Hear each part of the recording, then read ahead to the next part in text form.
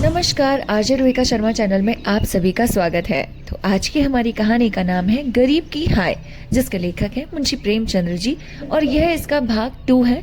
भाग 1 हमने कल ही अपलोड किया था। अगर आपने नहीं देखा तो जल्दी से जाकर देख कर आइए। प्लीज़ प्लीज़, ये आपसे रिक्वेस्ट है, क्योंकि आप नहीं देखेंगे तो आपको दूसरी वाली कहानी का पार्ट समझ ही नहीं आएगा। तो पार्ट 1 में ऐसा होता है कि एक बंदा होता है और वो काफ़ी ज़्यादा गरीब रहते हैं दोनों के दोनों, लेकिन अपनी वाइफ को अच्छे से ट्रीट नहीं करता।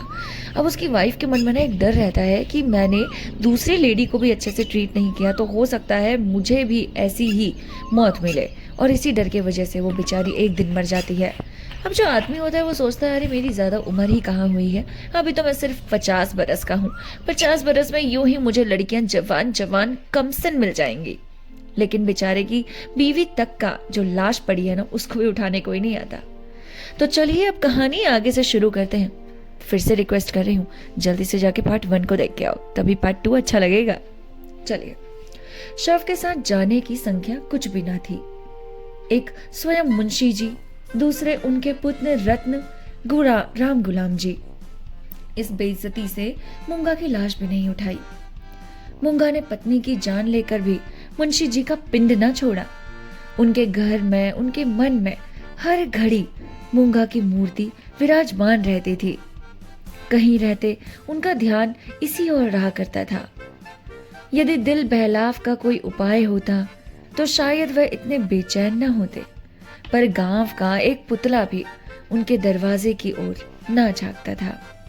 बेचारे अपने हाथों पानी भरते, आप ही बर्तन धोते। सोच और क्रोध, चिंता और भय, इतने शत्रुओं के सामने एक दिमाग कब तक ठहर सकता था? विशेषकर वह दिमाग जो रोज कानून की बहस में खर्च हो जाता था। अकेले कैदी की तरह उनके 10-12 दिन तो ज्यों त्यों कटे। 14वें दिन मुंशी जी ने कपड़े बदले और बोरिया बस्ता लिए हुए कचहरी चले। आज उनका चेहरा कुछ खिला हुआ था। जाते ही मेरे मुवक्किल मुझे घेर लेंगे, मेरी मामत पुरसी करेंगे। मैं आंसुओं की 2-4 बूंदें गिरा दूंगा, फिर बेनैमो रेहम नामों और सुलैमानों की भरमार हो जाएगी। मुट्ठी गर्म होगी, शाम को जरा नशे पानी का रंग जम जाएगा, जिसे छूट जाने से जी और भी उचट रहा था। इन्हीं विचारों में मगन मुंशी जी कचहरी पहुंचे, पर वहां रहनामों की भरमार और बेनामों की बाढ़ और मुवक्किलों की चहल पहल के बदले निराशा और रेतीली भूमि नजर आई। बस्ता खोले घंटों बैठे रहे, पर कोई नजदीक भी ना आया। किसी ने इतना भी ना पूछा कि आप कैसे हैं। नए मुवक्किल तो खैर, बड़े पुराने मुवक्किल जिनका मुंशी जी से कई पीढ़ियों से सरोकार था, आज उनसे मुंह छिपाने लगे। वह नालायक और अनाड़ी रमजान, जिससे मुंशी जी हंसी उड़ाया करते थे और जिसे शुद्ध लिखना भी ना आता था, आज गोपियों में कन्हैया बना हुआ था। वाह रे भाग्य! मुवक्किल यूं मुंह फेरे चले जाते हैं मानो किसी ने जान पहचान ही नहीं है। दिन भर कचहरी की खाक छानने के बाद मुंशी जी घर चले, निराशा और चिंता में डूबे हुए। ज्यों-ज्यों घर के निकट आते थे, मूंगा का चित्र सामने आ जाता था। यहाँ तक कि जब घर का द्वार खोला और 2 कुत्ते, जिन्हें राम गुलाम ने बंद कर रखा था, झपट कर बाहर निकले, तो मुंशी जी की होश उड़ गए और एक चीख मारकर वो जल्दी से जमीन पर गिर पड़े। मनुष्य के मन और मस्तिष्क पर भय का जितना प्रभाव होता है, उतना और किसी शक्ति का नहीं। प्रेम, चिंता, निराशा, हानि, यह सब मन को अवश्य दुखित करते हैं, पर यह हवा के हल्के झोंके हैं और भय प्रचंड आंधी है। मुंशी जी पर इनके बाद क्या बीती मालूम नहीं। कई दिनों तक लोगों ने इन्हें कचहरी जाते और यहाँ से मुरझाए हुए लौटते देखा। कचहरी जाना उनका कर्तव्य था, और यद्यपि वहाँ मुवक्किल का अकाल था, तो भी तकादे वालों से गला छुड़ाने और उनका भरोसा दिलाने के लिए अब यही एक लटका रह गया था। इसके बाद कई महीनों तक ना दिखे। सुना है बद्रीनाथ चले गए।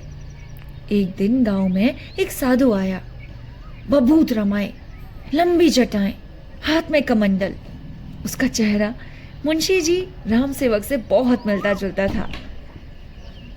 बोलचाल में भी कोई अंतर न था। वह एक पेड़ के नीचे धूमी रमाए बैठा रहा। उसी रात में मुंशी राम सेवकों के घर से धुआं उठा, फिर आग की ज्वाला दिखने लगी और आग भड़क उठी। गांव के सैकड़ों आदमी दौड़े, आग बुझाने के लिए नहीं, तमाशा देखने के लिए। एक गरीब की हाय में कितना प्रभाव है। राम गुलाल मुंशी जी के गायब हो जाने पर अपने मामा के यहाँ चला गया और वहां कुछ दिनों रहा, पर वहां उसकी चाल ढाल किसी को पसंद न आई। एक दिन उसने किसी के खेत से मूली नोची। उसने 2-4 धौल लगाए। उस पर वह इस कदर बिगड़ा कि उसके सारे खड़े खलिहान में उसने आग लगा दी। सारा का सारा खलिहान जलकर राख हो गया।